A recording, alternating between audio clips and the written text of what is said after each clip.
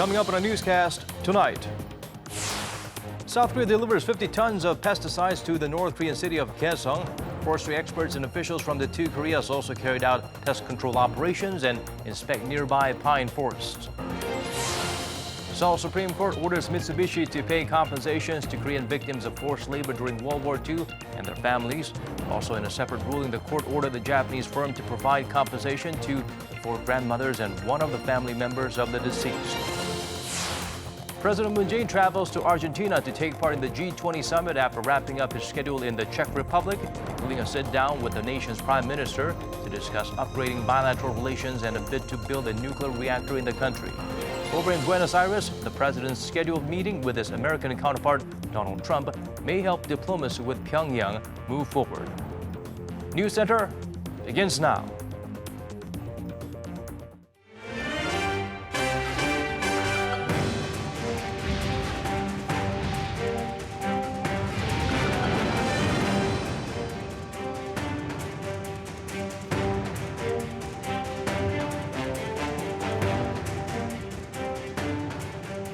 It's 8 p.m. here in Korea, live from our studio in Seoul. This is Arirang News Center. Welcome, I'm Daniel Cha. South Korea has sent 50 tons of pesticides to North Korea at the border town of Kaesong this morning. The chemicals are to be used to maintain the regime's forests. Officials from both sides carried out pest control operations and also inspected some nearby pine forests. Woo Jung-hee has our top story. South Korean officials made their second ever on-site forestry visit to North Korea on Thursday. According to Seoul's Unification Ministry, forestry experts and officials from South Korea's Forest Service visited North Korea's border town of Kaesong on Thursday and delivered 50 tons of chemicals to control pine wilt. The delivery is to prevent damage from spreading throughout the pine forest as they have a limited amount of time to control pine wilt, only up until March. After unloading the chemicals in the morning, the South Korean team inspected a nearby pine forest with North Korean officials and conducted pest control operations in the afternoon. The operation doesn't go against UN sanctions as the chemicals are not restricted items and the necessary equipment is provided by the North. This is the second time South Korea sent officials for an on-site visit to North Korea's forests. Back in August, Seoul officials visited the North's Kumgangsan mountain for a joint survey. During Thursday's on-site visit, forestry teams from South and North Korea also touched upon modernizing tree nurseries as well. At their forestry talks in October, the two sides agreed to start upgrading 10 tree nurseries in the north this year, which South Korea is determined to carry out. Seoul says it's been communicating with Washington through their bilateral working group and will seek ways not to violate the international sanctions. Woo Jung-hee, Arirang News. The two Koreas will go ahead and prepare to hold a groundbreaking ceremony for a project to connect their railways and roads. That's coming from Seoul's Unification Ministry, which pointed out there's not much time left, but expressed confidence the ceremony can take place within this year.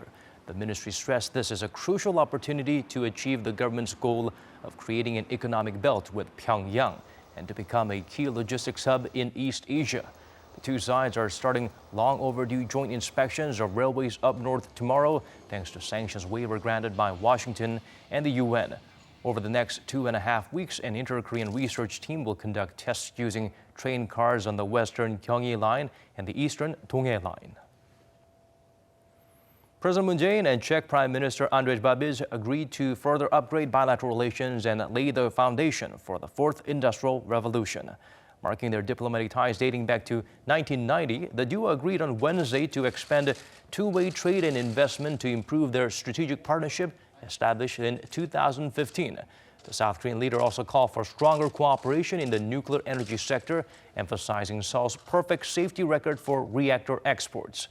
They also agreed to boost cooperation in security, defense, and future-oriented industrial sectors like artificial intelligence. President Moon's second stop of the three-nation tour is Argentina. During the G20 Summit, the focus will be on the South Korean leader's meeting with his American counterpart. The sit-down comes at a time when the denuclearization process hangs in the balance, with a recent lack of communication between Pyongyang and Washington. Shin Se-min Foster's report from Prague.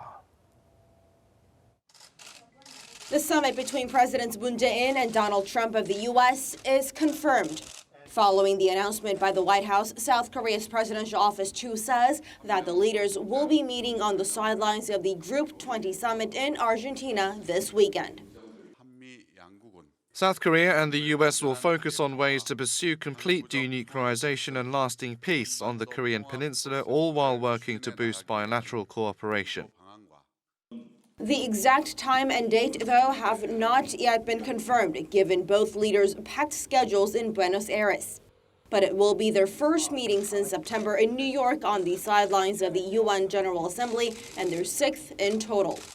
It's believed that Seoul and Washington are keeping so closely in touch because of the lack of concrete outcomes in North Korea's denuclearization, and now that a high-level meeting between the North and the U.S. has been delayed for weeks. And it's expected that the summit in Buenos Aires might see President Moon play the role of mediator once again to get the seemingly stalled talks back on track. In the meantime, on President Moon's first stop in the Czech Republic, he sat down with Prime Minister Andrej Babis, and the two discussed issues of mutual interest as well as South Korea's bid to build a nuclear reactor for the country. Spanning continents, the president's trip now takes him to Argentina, along with the world's most important leaders. But for South Korea, the focus is the summit between Moon and Trump, and the hope that they will perhaps lift the cloud of uncertainty on North Korea-related diplomacy. Shin Se-min, Arirang News, Prague. The nation's foreign minister met with UN Secretary General Antonio Guterres to discuss North Korea and other global issues. According to Seoul's Ministry of Foreign Affairs, the pair met in New York on Wednesday local time during Kang Kyung-hwa's brief stop on her way to Panama. The top diplomat thanked the UN chief for his support for the South Korean government's policies on the peninsula and asked for the UN's continued support. Guterres vowed to continue efforts to establish lasting peace and denuclearization on the Korean Peninsula. He asked for Seoul's efforts on other issues linked to climate change, terrorism, and refugees.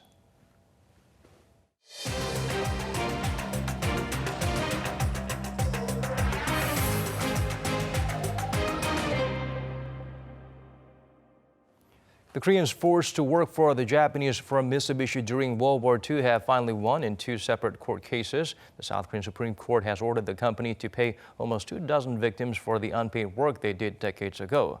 Tokyo's government responded with anger. Lee Ji-won gets us up to speed with the developments.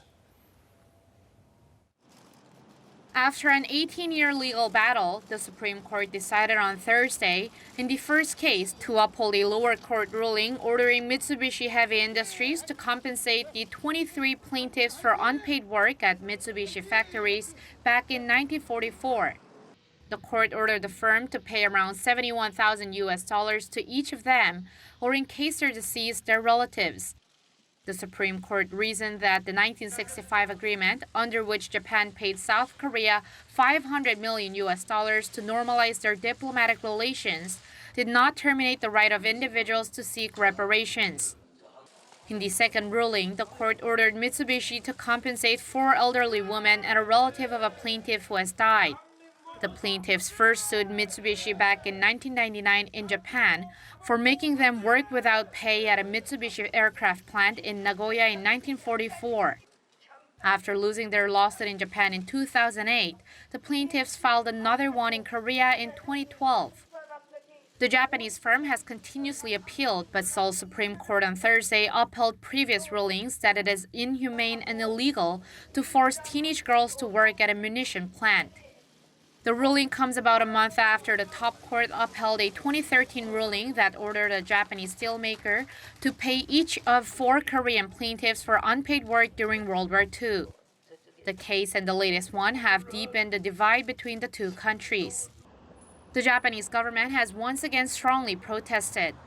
Tokyo's foreign ministry summoned the South Korean ambassador to register its objections, and its foreign minister Taro Kono released a statement saying the ruling is unacceptable and goes against the 1965 agreement. Kono also strongly urged the South Korean government to take appropriate steps, or Japan do all it can, including an international trial, to defend what economic activities he said were legal. Mitsubishi said that it deeply regrets the ruling and that it will talk with the Japanese government to formulate a response. South Korea's foreign ministry said it respects the court's ruling. It urged Japan to stop overreacting and summoned the Japanese ambassador to object to Tokyo's strong words. The ministry also said it'll continue discussions within the government about a response to the recent forced labor rulings. It'll also work to heal the wounds of the victims while at the same time striving to forge a future-oriented relationship with Japan. 이지원, Arirang News. Just over a week to go before the National Assembly concludes its regular session this year. Another plenary session was held today with members passing some 60 pending bills, including legislation to toughen punishment for drunk driving. Kim Mo-gyun has the highlights from that meeting. After weeks of discussions, rival parties agreed to pass some 60 pending bills at a plenary session on Thursday. They include two revised bills that have been named the Yoon Chang-ho Act, named after a soldier who died earlier this month after being hit by a drunk driver in the southern city of Busan. The revised bills calls for a lengthier prison term for those who cause death while driving under the influence of alcohol. The current minimum sentence is 1 year, which will be raised to at least 3 years and up to life imprisonment. In cases where the drunk driver causes injuries, prison terms will range from 1 year to 15 years, compared to the present law, which carries a maximum sentence of 10 years with no minimum limit. Another key bill passed during Thursday's session was a revised law to tackle the increasing problem of revenge porn cases. The bill will now punish people who not only film such videos illegally, but also those who distribute them without the victim's consent, even if he or she agreed to its filming. Aside from this, bills on improving working conditions for part-time lecturers at universities was also passed, with a new law guaranteeing their contract to last at least 1 year. These latest developments came as part of bipartisan efforts to pass as many bills before the regular session ends on December 9th. Kim Mo-gyun, Arirang News. The clock is ticking. We're only 3 days away from the legal deadline to pass the 2019 budget. Although marathon deliberations are underway, it seems unlikely rival parties will see eye to eye in time. Kim Min-ji has the latest from Parliament. Prospects appear dim for the National Assembly to pass the 2019 budget plan by the legal deadline of December 2nd, or this Sunday. The Parliament's Budget Committee has until Friday to finish its deliberations, or the proposal will be automatically referred to a plenary meeting in its original form the next day, unless parties agree otherwise. On Wednesday, a subcommittee did get back to making cuts and additions to the roughly $420 billion spending plan, but they've still got a long way to go, having started the review a week late, not to mention the days of standoff along the way. Tense negotiations are expected during marathon deliberations, especially in disputed areas, such as the budget for job creation and inter-Korean projects. It appears inevitable that they'll have to deliberate among a smaller group of lawmakers consisting of a representative from each party, something that's long been criticized as insufficient and hasty. The ruling Democratic Party has called for all-out efforts from all parties so that the bill can be passed by the legal deadline. We've been criticized long enough for inadequate and hasty reviews of the budget. This must not happen again. I want to stress that the budget plan must be passed by the legal deadline. However, the main opposition Liberty Korea party has been taking aim at the ruling party and the government for an expected shortfall in tax revenue, saying that the government failed to draw up the spending plan properly in the first place. A 4 trillion won shortfall in tax revenue is a serious miscalculation. Whether it's a mistake or not, the government can't just demand that Parliament review this. Even if we reach an agreement, the ruling party should clearly note that this is not good enough. For now, the plan is for the subcommittee to finish reviewing major areas of the budget by Friday midnight, and from there the representatives of each party on the budget committee will fine-tune the details in contested areas. The rival parties are aiming to have the bill ready for a vote by December 3rd, but it could be later depending on how the negotiations go this weekend. Kim Min-ji, Arirang News. A new report by PricewaterhouseCoopers shows only 3 other companies in the world spend more on research and development than Samsung Electronics. The tech titan was also the only South Korean firm to be named a high-level innovator by the global auditor. Jaein provides a closer look into the ranking. According to a report released by accounting firm PricewaterhouseCoopers, Samsung Electronics is the fourth largest R&D spender among 1,000 global companies. Its 2018 Global Innovation Report ranks companies' R&D investment as a percentage of sales for a year from last July to June this year. Samsung Electronics invested a total of $15.3 billion during that period. That was almost 7% of the tech firm's revenue and an on-year increase of 6.8%. Amazon topped the list with R&D spending of $22.6 billion, or 12.7% of its revenue, up more than 40% on year. The U.S. e-commerce giant was followed by Google's parent company Alphabet and German automaker Volkswagen. In the same PricewaterhouseCoopers report, Samsung Electronics was ranked 6th in a list of high-level global innovators. Apple, Amazon, and Alphabet were the top 3 for the second consecutive year. 최시영, Arirang News. Fintech refers to new technology that aims to improve the delivery and use of financial services. According to a report from Ernst & Young, around 30% of those surveyed here in the nation claims to use such services regularly. But that's less than half the usage rate in China. To further vitalize the industry, Korea's financial regulator held an international symposium. Ko Ryuni tells us more.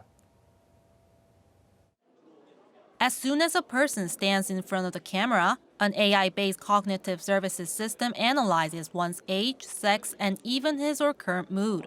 The system is currently on trial in banks in India and Singapore, which helps identify customers, including high net worth individuals. All these are being put together and being implemented by banks to support their customers better and service their customers better. This interactive booth is part of an international symposium prepared by the Financial Supervisory Service on Thursday.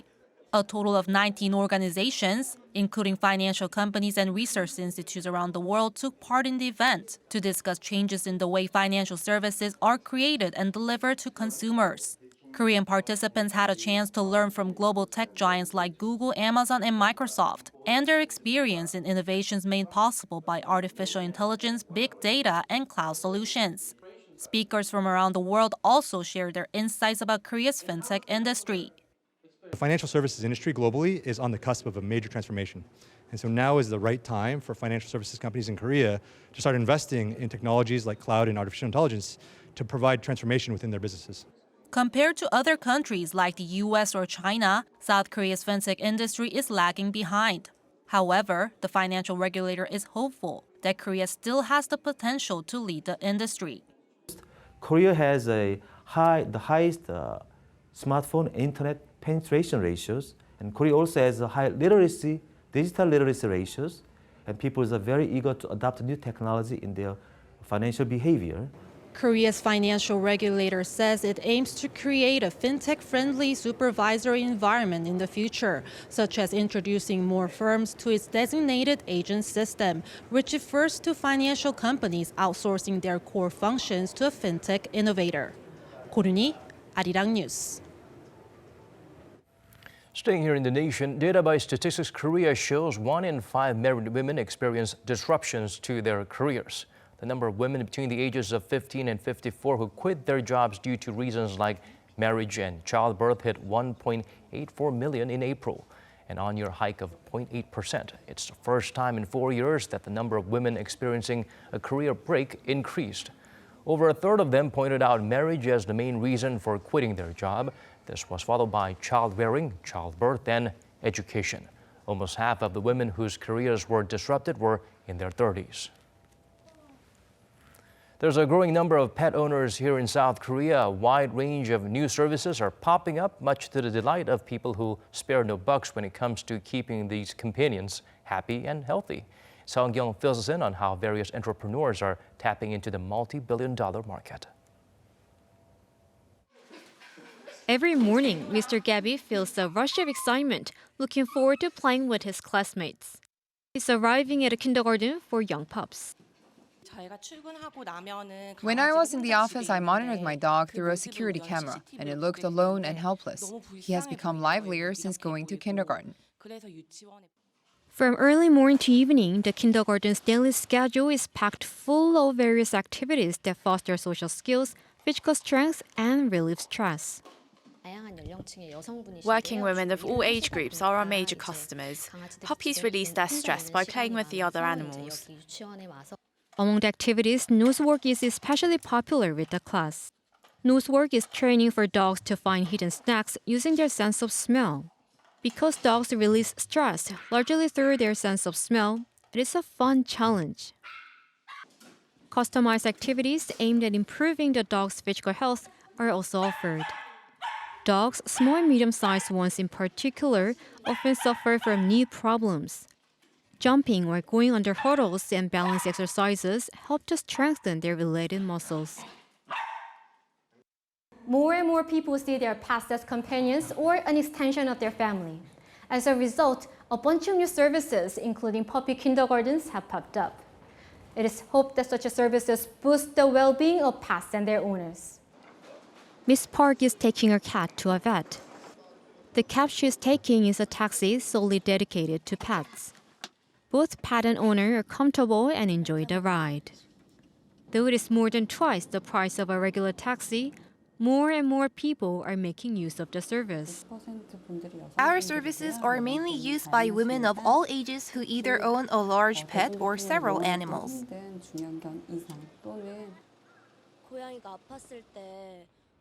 When my cat got sick last year, taxi drivers refused to give us a ride to the hospital, and bus passengers looked annoyed.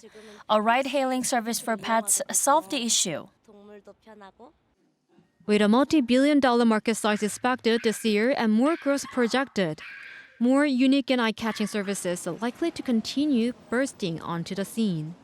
서은경, Arirang News. Moving on to a different story now. Fine dust concentration level has been rising in South Korea mainly due to the impact of yellow dust blowing in from China. It's now reached a multi-year record high, prompting calls to improve the air quality and the overall environment here in the nation. For details, let's turn to our Seobobin. The concentration level of fine dust in Korea has soared to a 5-year high, mainly due to the inflow of yellow dust from China. This is according to the National Institute of Environmental Research, based on its analysis of dust particles observed between Sunday through Wednesday from ground observation data as well as weather and air quality models.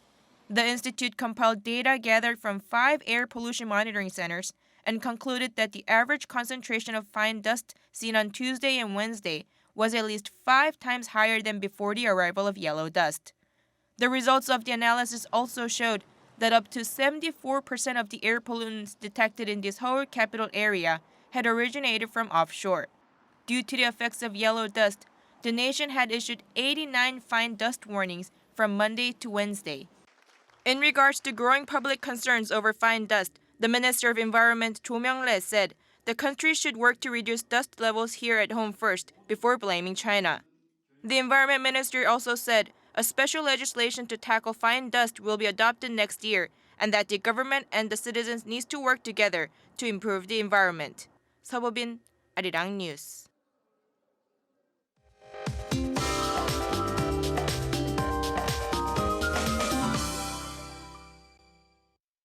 Time to turn to Michelle Bach at the Weather Center for the updates you need. Michelle, the stagnant air has caused the fine dust pollution to apparently build up. There is a high concentration of fine dust everywhere, and advisories are currently in effect over the southern areas. The yellow dust, meanwhile, is moving away rather slowly, so we might still see it until tomorrow morning, especially if you're in the south. Now, if it wasn't for the dust, we could expect a generally clear Friday afternoon. Beijing and Tokyo will get a good amount of sunlight as well, with daily highs similar to the southern parts of Korea. A cold front is approaching, and tomorrow morning the temperature in Seoul will drop down to -2 degrees Celsius, in Daegu and Gyeongju at 0 degrees. In the afternoon, high over in Seoul rises up to 8 degrees, while Gwangju and Busan and also Jeju will get up into the teens. Now, it's a dry and mild weather pattern into the weekend, and by early next week, rain will relieve the dryness and also the dust. I'll leave you with the weather conditions around the world.